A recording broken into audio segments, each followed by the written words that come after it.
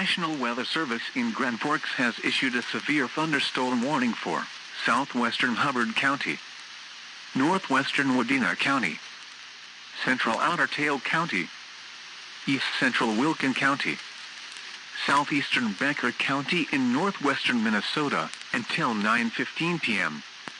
At 8:10 p.m., severe thunderstorms were located along a line extending from Ponsford to near Carlisle, moving east at 25 miles per hour. Hazard, golf ball size hail and 60 miles per hour wind gusts. Source, radar indicated. Impact, people and animals outdoors will be injured. Expect hail damage to roofs, siding, windows, and vehicles. Expect wind damage to roofs, siding, and trees. Locations impacted include Fergus Falls, Detroit Lakes, Perham, Pelican Rapids, Ottertail Lake, Fergus, and Noaa.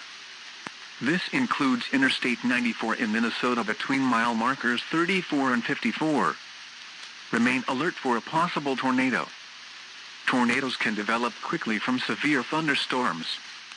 If you spot a tornado, go at once into the basement or small central room in a sturdy structure. For your protection, move to an interior room on the lowest floor of a building.